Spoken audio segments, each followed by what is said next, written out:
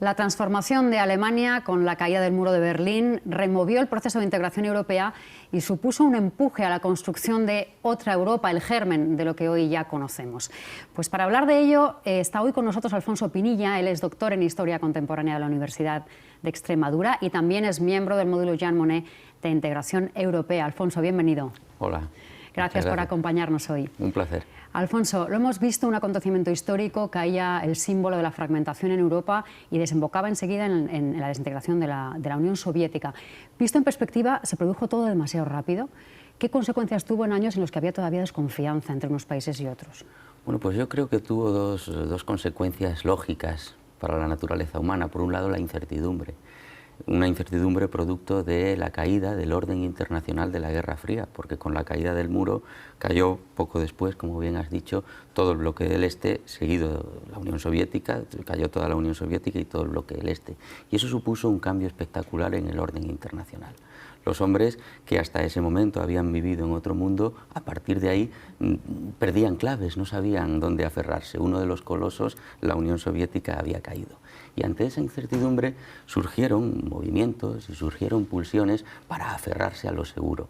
Y lo seguro era, por un lado, el orden que todavía seguía en pie, el orden capitalista, y hubo publicaciones, recuerdo la de Francis Fukuyama, El fin de la historia, con la caída del muro de Berlín y de la Unión Soviética, el capitalismo triunfante será casi eterno.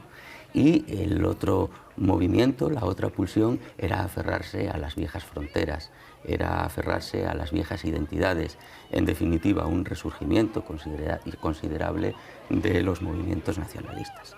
De tal manera que el mundo cambió a partir de ese momento y la incertidumbre y el aferrarse a las antiguas seguridades predominaron en el orden internacional. De esos movimientos nacionalistas quería hablarte porque a partir de ahí es cierto que arranca un proyecto de construcción europea ya sin división, se augura un poco de estabilidad sin el telón de acero y hay un salto cualitativo. Con Maastricht todo eso se evoluciona, pero surgen en Yugoslavia ya con fuerza conflictos derivados de esos movimientos y Europa se ve obligada a posicionarse, ¿no? en la escena internacional, ¿no? ¿Qué resultado? Efectivamente.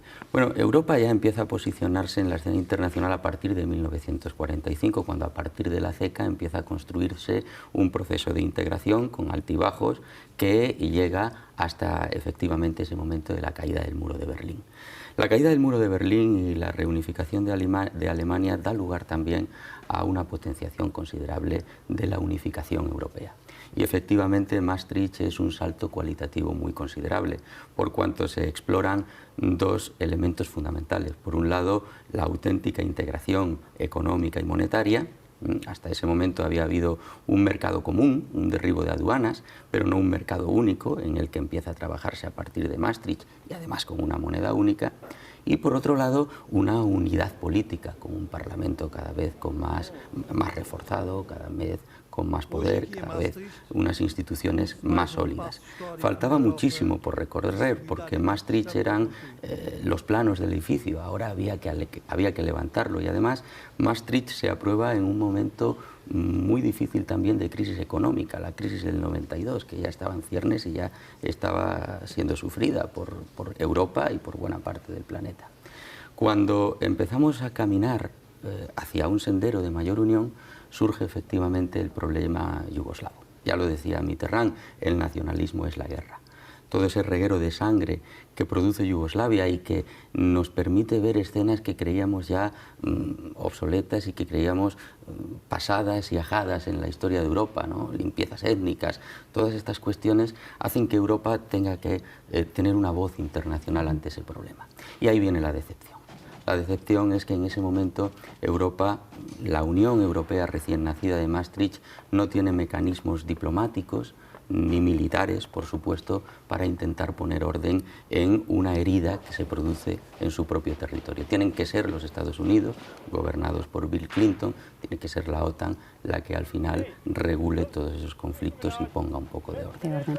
mucho camino, perdona que te interrumpa, No, pero sí, es que creo, al hilo de lo que estás diciendo, mucho camino que le queda por recorrer a Europa, pero sin embargo se siguen dando pasos con la ampliación y recibiendo a nuevos países, a pesar de que es un proyecto pues, en construcción. Claro. ¿no? Y uno de esos pasos importantes fue la ampliación cuando precisamente entran gran parte de los bloques del este. ¿no? Una integración complicada que no sé si piensas que está ahora mismo hecha o no, porque todavía hay mucho reclamo de soberanía por parte de esos países. Hay muchas asignaturas pendientes. Muchos analistas consideran que los países del bloque del este entienden a la Unión Europea como un cajero, si se me permite la expresión, ¿no? Van allí a captar fondos y ya está. Hombre, la integración de los países del bloque del este fue fundamental, porque sin el paraguas o la red de la Unión Europea, la situación económica, social de estos países hubiese sido seguramente más complicada. Otros analistas también afirman que deberíamos haber hecho un esfuerzo económico mayor a la hora de integrarlos. Lo que es indudable es el desajuste que existe y la reclamación de soberanía por parte de estos países que no terminan de compartir soberanía con Bruselas y que siguen teniendo las fronteras como cuestiones fundamentales, ¿no? Pero bueno, la Unión Europea se hace así, a través de avances y de retrocesos y de asignaturas pendientes. Y en el libro blanco de la Unión Europea, Jean-Claude Juncker ya establece esa posibilidad de una integración a 2 velocidades, que quizás sea lo más pragmático en este momento. Y en esta integración a 2 velocidades ya hay quien quiere abandonar el barco. El proyecto todavía está en construcción y nos encontramos con un Brexit, con un país que dice yo no quiero continuar. ¿Eso es una marcha atrás importante? Es una marcha atrás, además de económica, política, es una marcha atrás, me vas a permitir la expresión, psicológica, yo diría, porque hasta este momento el proyecto de la Unión Europea parecía irreversible. Íbamos avanzando cada vez con nuevas ampliaciones, pero por primera vez se ha caído una estrella de la bandera.